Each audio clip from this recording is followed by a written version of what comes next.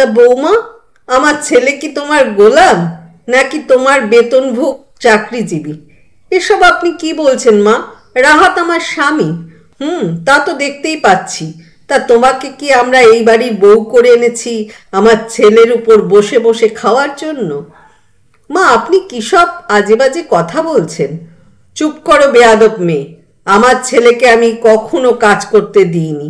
আর তুমি দুদিনের মেয়ে, তোমার সাহস তো কম না? তুমি আমার ছেলেকে দিয়ে কাজ করাচ্ছ? মা, আমি কোথায় রাহাতকে দিয়ে কাজ করাচ্ছি? রাহাত আমার স্বামী, তাই সে আমাকে কাজে টুকটাক সাহায্য করে। রান্নাঘর থেকে ভাত তরকারির বাটি খাবার টেবিলে এনে রাখলে স্বামী বউয়ের গোলাম হয়ে যায় না মা।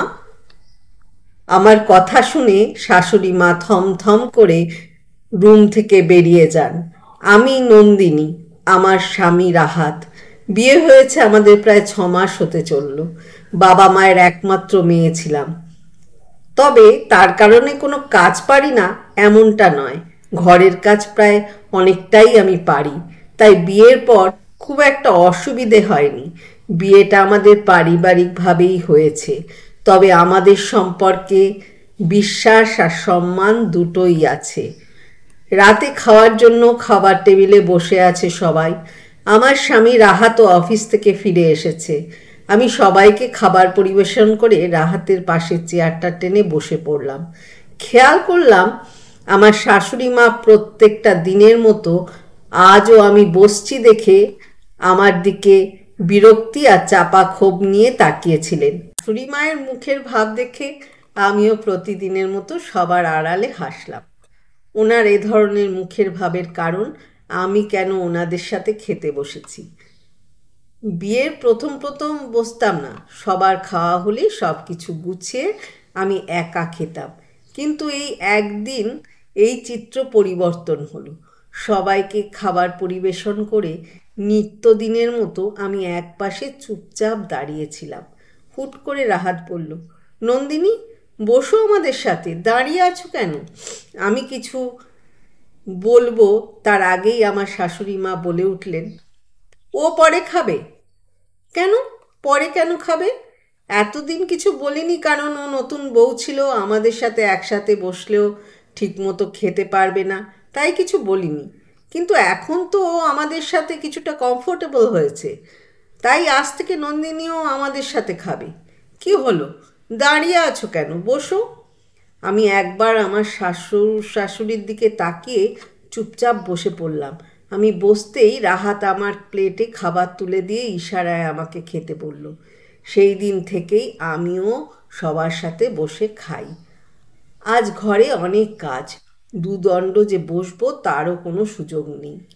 আজ নাকি আমার ননদ, তার স্বামী আর তার বাচ্চারা আসবে। শাশুড়ি মা আমাকে কড়া গলায় 5-6টা পদ রান্না করতে বলে গিয়েছেন। আমিও চুপচাপ সব রান্না করছি। বিকেল হতে হতেই আমার ননদ আর তার স্বামী বাচ্চারা চলে এলো। বোন এসেছে শুনে রাহাতও আজ তাড়াতাড়ি অফিস থেকে বাড়ি ফিরে এসেছে। আর আসার সময় সবার জন্য কিছু না কিছু নিয়ে এসেছে। বাইরের সবাই মজা করছে আর রাহাতের আনা পিৎজা বার্গার মজা করে খাচ্ছে। সকাল থেকে এত কাজ করে মাথা আর ঘাড় ব্যথা ধরে গিয়েছে। হঠাৎ মাথায় কারো হাতে স্পর্শ পেলাম। আমি জানি এটা রাহাত, তাই আর চোখ খুললাম না। খুব বেশি ব্যথা করছে? হুম। রাহাত ড্রয়ার থেকে বাম এনে যত্ন করে কপালে মালিশ করে দিচ্ছে। সেই সময় এদিক দিয়ে আমার ননদ শিউলি যাচ্ছিল। দরজা খোলা থাকার কারণে এই দৃশ্য সে দেখে নেয়। বাহ, আমার ভাই তো দেখি বউয়ের সেবা করায় ব্যস্ত। ও, বুঝতে পেরেছি, আমরা এসেছি তো তাই অসুস্থতার নাটক করে আমার ভাইকে আলাদা করে রেখেছে। মুখ বেঁকিয়ে বলে শিউলি। প্রচণ্ড মাথা ব্যথার অসহ্য রকমের ঘাড় ব্যথার কারণে আমার কথা বলতেই ইচ্ছে করছে না। তাই ননদের কোনো কথা উত্তর দিলাম না। কিন্তু আমি না বললেও রাহাত ঠিকই মুখ খুলল। আপু, তুমি যাও এখান থেকে, ওর মাথা ব্যথা করছে, তাই একটু বাম লাগিয়ে দিচ্ছি। আর আমি তো তোমাদের সাথে কথা বলেই এসেছি। এমনটা তো না যে আমি তোমাদের সাথে বসে গল্প করিনি। যাও তো তুমি এখন এখান থেকে, একটু একা থাকতে দাও ওকে।